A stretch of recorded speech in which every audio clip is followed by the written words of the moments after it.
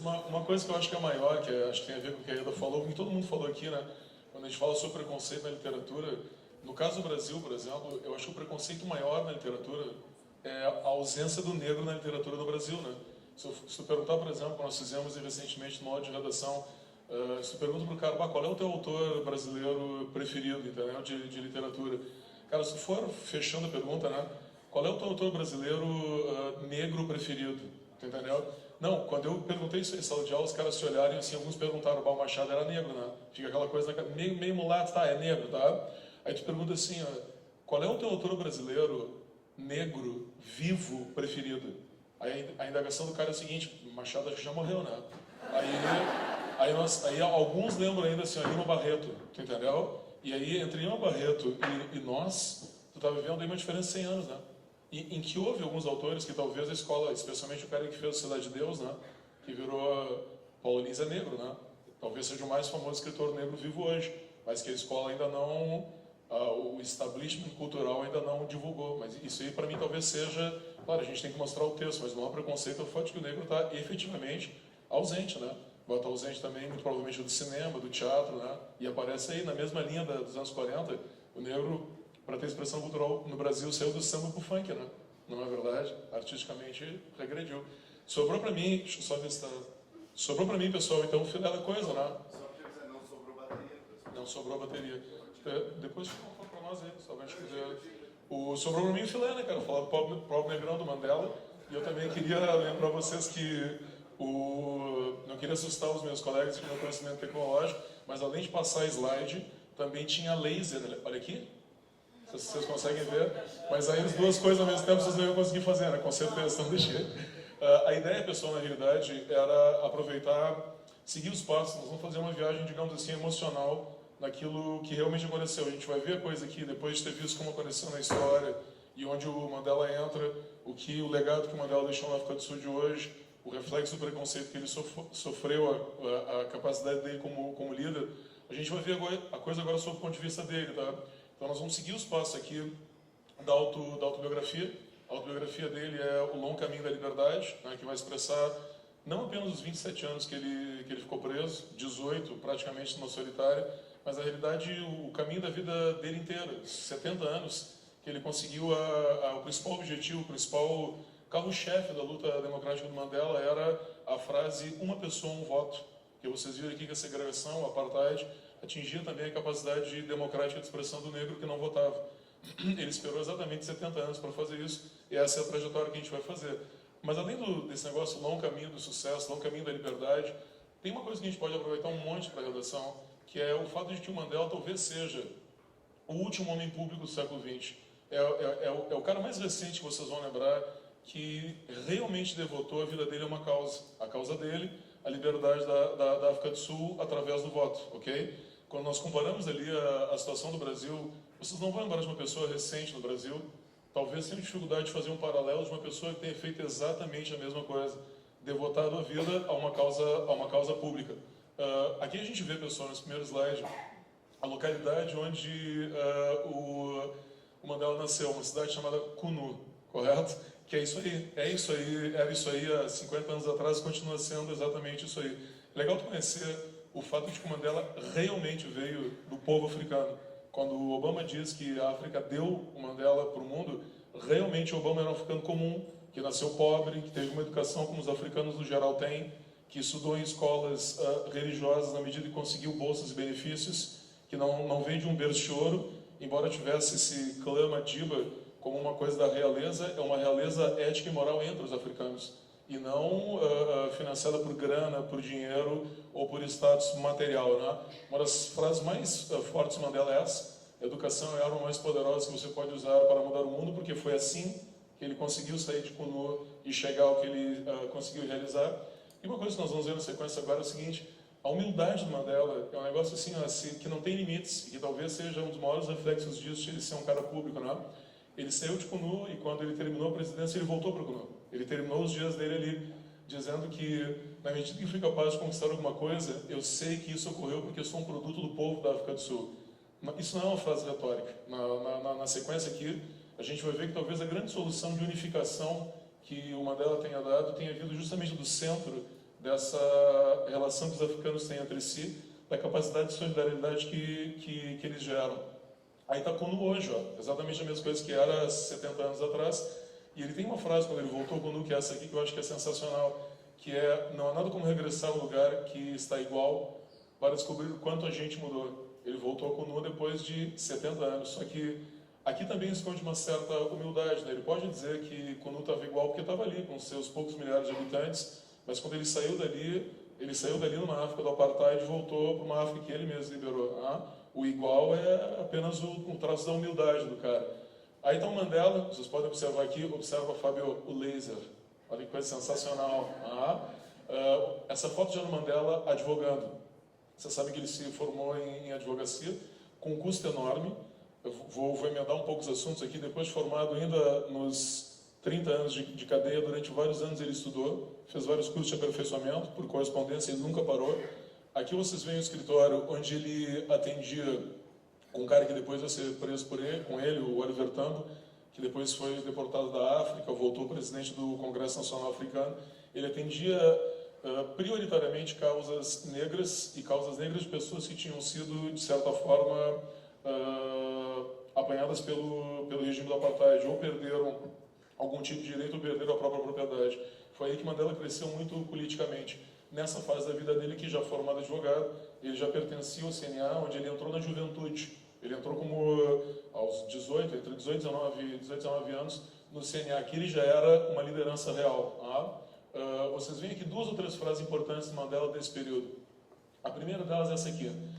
A concepção foi por ser advogado de que a lei me transformou num criminoso não pelo que fiz, mas pela causa que ele defendia. A lei aqui representa, vocês entendem, todo o conjunto do Apartheid que tirava os direitos que eram relevantes a todos, que ele procurava defender e no qual ele mesmo sofreu, sentiu na pele. Aqui eu acho interessante, a gente tem uma primeira frase aqui sobre a formação dele de advogado, mas eu acho interessante isso aqui, quando ele diz, aqui tem uma autoconsciência da questão da opressão que ele vai trabalhar muito. Tá? O fato do cara ser oprimido se incute, como o Roger falou agora na literatura, um dos principais objetivos do opressor, ou do cara que é preconceituoso, não é apenas expressar esse preconceito, mas fazer com que a pessoa oprimida acredite nesse preconceito. Realmente se sinta menor, se sinta inferior, faz parte do jogo, do círculo vicioso terrível, né? Do preconceito também, do fazer a pessoa sentir que ela é menos. E aqui ela diz isso. A militância política, essa parte é bem importante, o conjunto do CNA, a persistência do partido que era o CNA, as décadas que o CNA viveu na clandestinidade, sobreviveu e conseguiu depois imperar na África do Sul, essa militância me libertou de qualquer sentido remanescente de dívida ou inferioridade que eu pudesse ter. Libertou-me do sentimento de ser subjugado pelo poder e pela aparente invencibilidade do homem branco e de suas instituições. Agora o homem branco sentia a força dos meus golpes e eu podia caminhar de cabeça erguida como um homem e olhar a todos nos olhos com dignidade que resulta de não ter sucumbido à expressão ao medo. Frase escrita na cadeia. Isso é sensacional, vocês não concordam? Mesmo na cadeia, com a resistência CNA, ele acreditava que o homem branco sentia o golpe dele. Na sequência, vocês veem agora um fator pessoal, tá? Aqui está o casamento dele, que é o Winnie, o segundo casamento. Ele teve um casamento anterior com filhos que não vingou. O casamento com o Winnie Mandela acaba chegando no auge da popularidade e militância do Mandela. É um casamento que sobreviveu à prisão. Isso é bem interessante. Durante o tempo inteiro que ele ficou preso, a Winnie foi um suporte muito importante para ele. Vocês imaginem, ambos negros, ele preso e ela sofrendo todas as condições do Apartheid, sendo uma referência e sendo um contrapeso para a prisão, vocês entendem? Se não fosse possível dobrar o Mandela pelo fato de ele estar preso, a família do Mandela estava solta. Ela sofreu vários tipos de agressão e mesmo assim o casamento resistiu. E tem uma frase, agora aquele momento de autoajuda, né? Em que ele diz assim, você não é amado porque é bom, é o contrário, você é bom porque é amado. E isso realmente ele nunca abriu mão, porque durante todo o tempo que ele teve na prisão, segregado, exilado, ele sempre teve a família por trás. Porém, como é que é? Aqui vocês têm já o casamento no final, ele já fora, o casamento resistiu, curiosamente, vejam bem, né? O casamento resistiu à prisão, mas não resistiu ao exercício político. Depois, já nos momentos um pouco anteriores a ele exercer a presidência, o casamento começou a se degringolar e ele acabou perdendo a mulher. Ele teve mais um casamento depois. ele diz uma coisa durante a biografia dele o tempo inteiro, como nós dissemos, acho que quando o Daniel estava falando, todas as grandes realizações de Mandela sempre foram acompanhadas por grandes perdas da família.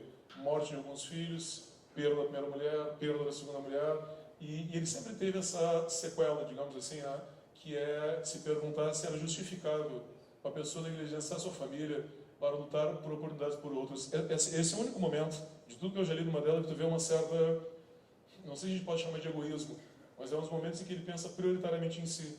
Pô, eu perdi filhos, eu perdi a mulher, eu perdi o casamento, pelo fato de estar sempre dedicado a uma mesma causa, mas nunca parou. Apesar de ter hesitado, a gente vê ele hesitando várias vezes. Sempre a África do Sul, o CNA, a libertação, a democracia sempre foi uma prioridade, sempre foi a prioridade dele, né? Aliás, na qual ele envolveu todo mundo, né? A mulher militar, os amigos militavam e aí por diante.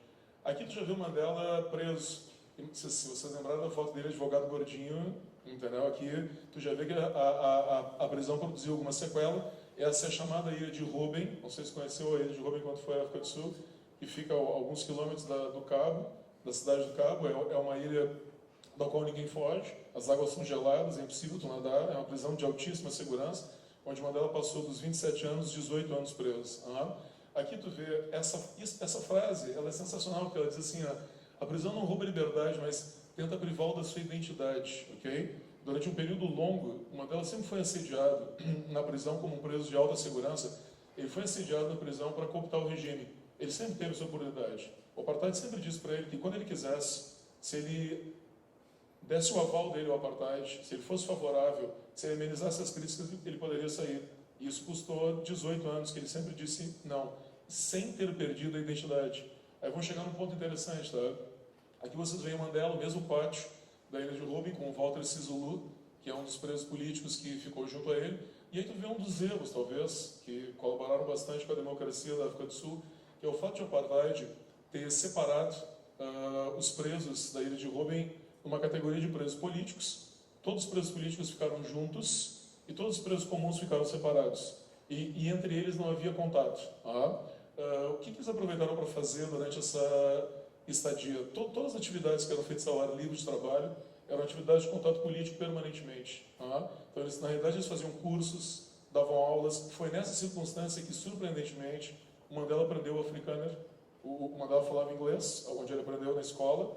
Ele falava Xhosa, mais um ou dois dialetos africanos, e aprendeu o Afrikaner para conseguir falar cara a cara com as pessoas sem tradutor e sem usar uma língua que, embora a maioria dos africanos, especialmente os caras que eram políticos, falavam inglês, para que ele pudesse falar na língua do próprio opressor.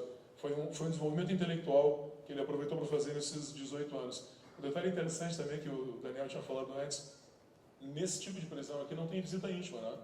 Nunca houve contato. Vocês imaginem, durante 18 anos, tu receber a tua mulher, o teu advogado, os teus filhos. A primeira visita que o Mandela teve da família dele foi 2 anos depois da prisão. Vocês imaginam isso? Ele foi autorizado para receber a mulher e a filha 2 anos depois do primeiro dia que ele ficou preso, sempre num sistema de segurança absoluta em que havia um vidro entre eles. Então não havia nenhum tipo de contato, ok? Mesmo assim, com códigos, sinais, eles conseguiram desenvolver muitas mensagens, muitos contatos. Aqui tu vê, a gente vai entrar agora, pessoal, numa mentalidade que o Mandela desenvolveu, que talvez tenha sido uma parte, com certeza, fruto da sua criação africana, e outra parte, a perspectiva pessoal dele.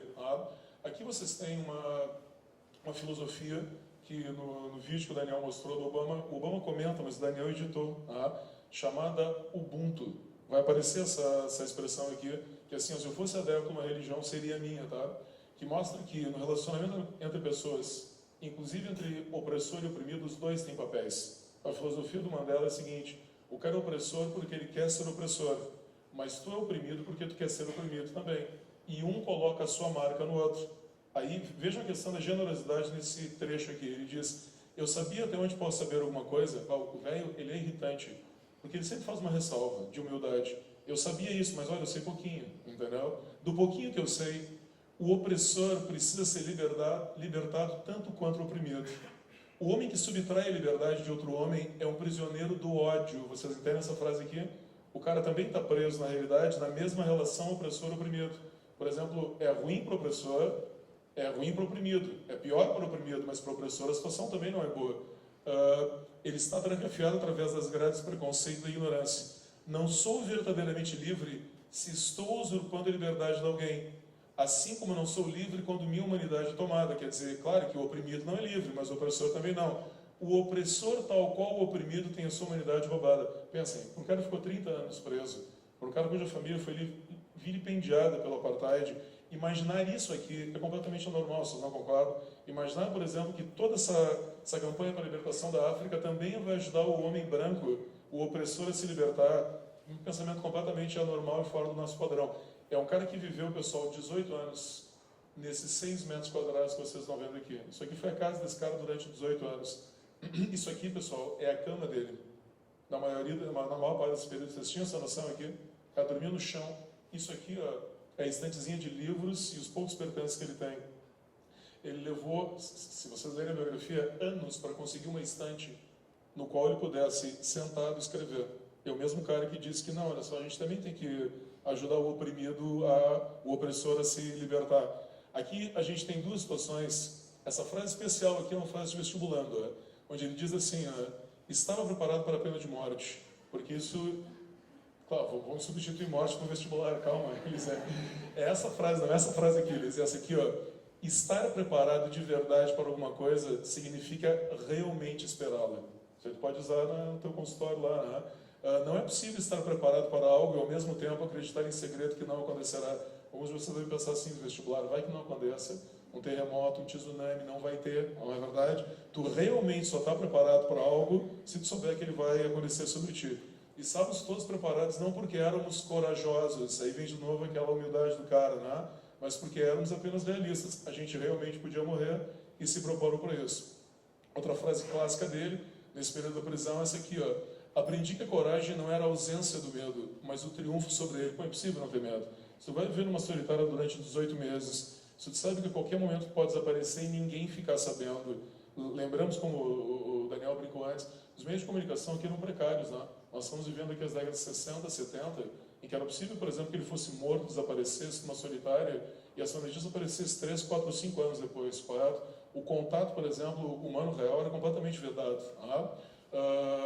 Então a possibilidade de medo era real. Você não vai dizer que não sentiu medo sendo o principal prisioneiro político do sistema como o apartheid.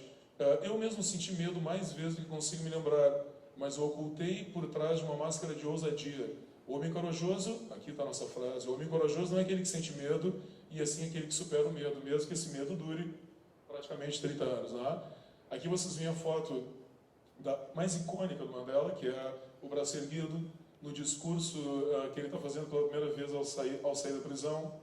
Um discurso que vocês podem encontrar na internet, não tem revanche, não tem ódio, não tem nenhum tipo de resquício de agressão ao cara que o deixou ali oprimido durante 30 anos. É um discurso para-africano, é aquele discurso, chegou a nossa hora, as coisas vão mudar, nós vamos fazer uma África nova e especialmente sempre, que foi a luta do Mandela para todos, juntando todos aqueles caras que alguém falou aqui na palestra antes, hindus, africanos, negros, africanos, brancos, reconhecidamente também africanos, mestiços, chineses e aí por diante. Aqui vocês têm a frase que o Daniel usou, não é? Eu também tinha selecionado. Ninguém nasce odiando a pessoa pela sua cor da pele, por sua origem ou por sua religião. Como nós vamos fazer um dia numa redação, a gente vai dizer isso. Racismo é uma coisa que a gente aprende. A gente aprende conscientemente ou inconscientemente. A gente adota por opção, não por uma questão genética. E quando ele propõe um mundial de rugby, as pessoas querem proibir ele de fazer isso, de tipo assim, enlouquecer. Ele sempre teve aquele comentário, lembremos, tá? Desde o momento dessa foto aqui, quando ele já tem 70 anos e 30 de prisão, 70 e alguma coisa, e sai para assumir a presidência, sempre se questionou se era o mesmo Mandela de 30 anos antes, né? Se era possível que esse cara, depois de 30 anos, não tivesse envelhecido, não tivesse perdido, não tivesse simplesmente maluco. E quando ele propõe o Mundial de Rugby para a África do Sul, as pessoas convencem, não, o velho enlouqueceu. Só pode ter enlouquecido, entendeu? Porque o rugby é um esporte branco. E ele propõe, não, mas os negros, ele diz, mas os negros africanos vão se orgulhar de participar e de incorporar a torcida para um time branco. E os assessores dizem, não, você está louco, cara, branco é branco, preto é preto. Os brancos jamais vão, os negros jamais vão admitir torcer pelo time de branco. Aí ele diz assim, se eles pensam assim, eles estão errados. E eu vou convencer eles de que eles estão errados. Convencer eles significa 40 milhões de pessoas. o que realmente o Negão fez. Os estados, se vocês procurarem as cenas do Mundial de Rugby em Sela, talvez assim a integração moral entre brancos e negros na África do Sul, tu vai ver que o estádio realmente é lotado de negros que genuinamente estão ali torcendo. Não é fácil ser líder a esse ponto, né? Chegar e dizer que, não, 40 milhões de pessoas estão erradas, e eu vou dizer para elas que elas estão erradas. Isso eu posso dizer, tá? Eu posso dizer fora do microfone, não direito do microfone. Mas tu realmente fazer isso, convencer as pessoas, bom, aí é uma capacidade de liderança totalmente fora do comum, né? E aqui a gente tem outra frase que também realmente, pessoal, é a marca da cara do cara, ó. O mais importante não é o que acontece a uma pessoa, mas a forma como ela reage. Porque, para a maioria das pessoas oprimidas, a reação que elas teve não foi essa. Claro que a reação sempre foi a reação da libertação, mas é a reação de incorporar a África, torná-la realmente uma África única, isso é uma característica do Mandela. Aqui vocês têm a cena, uma outra cena icônica do Mandela, que ele recebendo o Prêmio Nobel. Acho que o Daniel usou uma frase parecida com o Frederic Leclerc, né?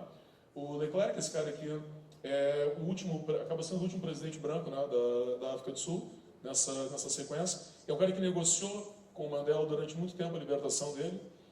Curiosamente, não sei se alguém lembra dessa coisa aí, ele é o presidente posterior aos Botha, que acabou trazendo o Mandela para fora da prisão, mas sempre com uma marca bastante próxima com um pé no apartheid.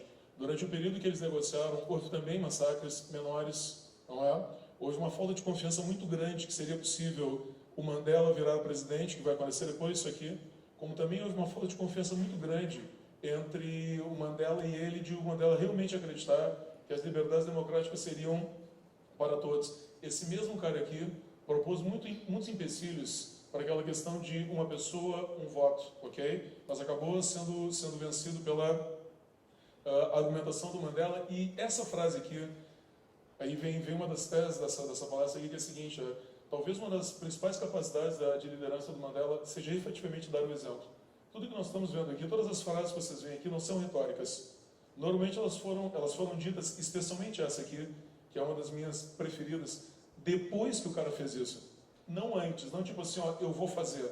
Ele está fazendo e depois ele diz isso. Olha só, se há uma lição que todos podemos aprender com a luta contra o racismo, tanto em nosso país quanto no seu, é que o racismo precisa ser conscientemente combatido e não discretamente tolerado, ok? Essa frase é legal, a parte mais legal é de baixo, mas aqui eu queria colocar no contexto do Rio Grande do Sul, por exemplo, no contexto do futebol, em que vamos combinar, né? Os fatos de racismo que nós vimos recentemente aí, não é combater o racismo, né?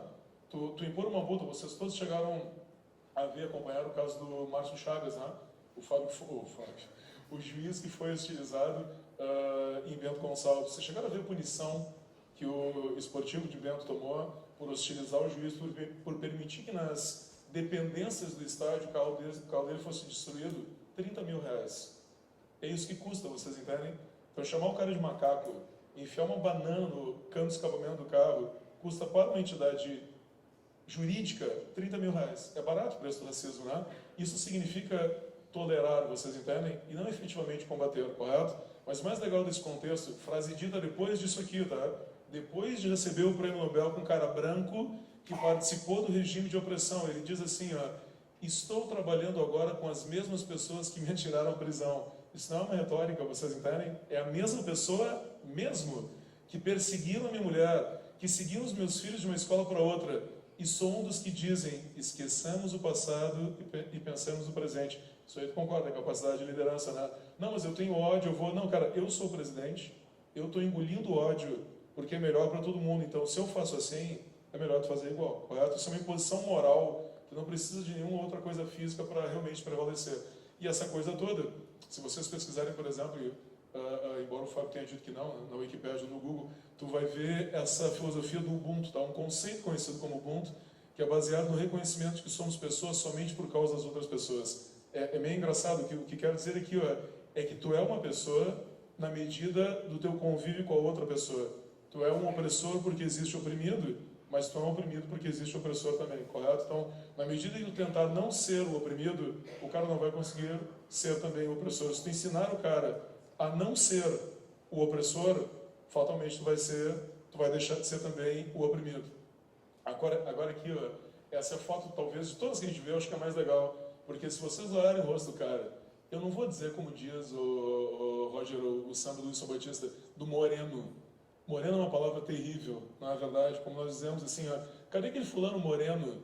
Que moreno, um meio moreno, moreno, tipo, sei lá, o Luke aqui, não mais moreno, tipo assim, negão, esse aí, ok? Olha como é que é o sorriso do negão, tia.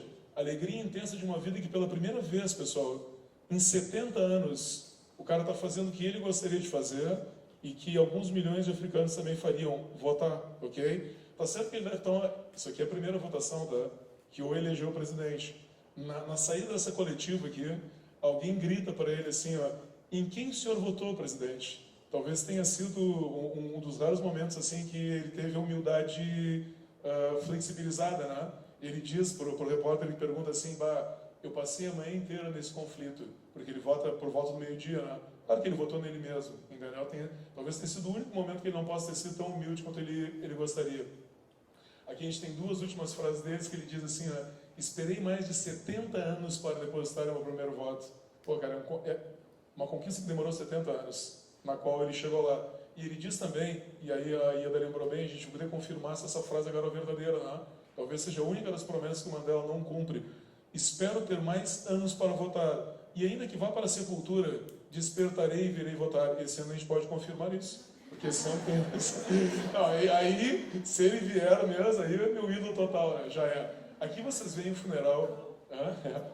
Aqui a gente vê o funeral do Mandela. Uma das cerimônias, está ali o corpo dele, com a bandeira sul-africana, multicolorida e tal. Vocês lembram, não sei se tinha chegado a dizer no início, vocês veem mais gente nesse funeral do que a vila de Kunu, onde ele nasceu, tem, ok? A penetração, as ideias do Mandela, o exemplo genuíno de liderança dele são absolutamente indiscutíveis, né? O reconhecimento é enorme, né? A gente tem aqui uma das frases aqui, eu queria usar um pouco essa ambiguidade da palavra linguagem, quando ele diz assim, né? Se você falar com um homem numa linguagem que ele compreende, isso entra na cabeça dele. Se você falar com ele em sua própria linguagem, você atinge seu coração. Por linguagem aqui tu pode entender várias coisas, né? Quando na biografia ele conta que ele decidiu estudar o Afrikaner, no Afrikaner existem várias expressões pejorativas para negro, muitas, como existe em português, como existe no inglês. Não deve ser fácil para o cara estudar a língua do opressor, que tem marcas linguísticas definitivamente preconceituosas. Ele fez isso porque, como uma estratégia de superação, não apenas pela questão da língua, mas pela questão da linguagem moral, pela questão do fato de nunca ter sido uma pessoa agressiva, pelo fato de sempre colocar, por exemplo, o opressor numa situação extremamente deslocada, do tipo assim, ó, nós vamos conversar, ok? Nós vamos chegar num acordo, nós temos um problema comum. E aqui vocês têm um poema que é sensacional, que para ele era um mantra que ele usava como uma forma de se reconfortar, de que ele um dia sairia da prisão, de que um dia a situação dele se resolveria, escrita por inglês, veja a questão da ironia, né? Uns poemas e autores que ele mais gostava, que parece assim, ó, 100 anos antes, quase 100 anos antes foi escrito por ele. O poema diz que, dentro da noite que me cobre, negra como uma cova, de ponta a ponta, eu agradeço a quaisquer deuses que sejam pela minha alma inconquistável. Esse poema aqui, esse verso escrito 100 anos antes é uma ironia, né? Porque a alma dele realmente foi inconquistável. Pelos 30 anos que ele passou na prisão e conseguiu superar. Na cruel garra da situação não estremeci, nem gritei em voz alta sobre a pancada do acaso. Minha cabeça está ensanguentada, mas não curvada. Isso aqui é sensacional, porque também reflete a situação em que ele passou, mesmo preso, de nunca ter dado o braço a torcer e sempre mantido a luta. Além deste lugar de ira e lágrimas, avulta-se apenas o horror das sombras do apartheid. E apesar da ameaça dos anos, encontra-me e me encontrará destemido com 30 anos de cadeia. Não importa quão estreito o portal, quão carregado de punições a lista, estreito o portal da cadeia, punições da lista, os anos de cadeia, sou um mestre do meu destino. Porra, eu quero dizer isso aqui com 18 anos de solitário, sou o capitão da minha alma. Essa é a frase clássica, né? O capitão da minha alma. Isso é, pessoal, o espetáculo que Mandela foi como pessoa, correto? Se vocês quiserem conhecer mais, eu recomendo a biografia atualizada, pelo menos, pessoal, a leitura obrigatória para a vida de qualquer pessoa, a autobiografia, o filme sobre a Copa do Mundo de Rugby e um livro recente, sobre o momento que ele assume a presidência.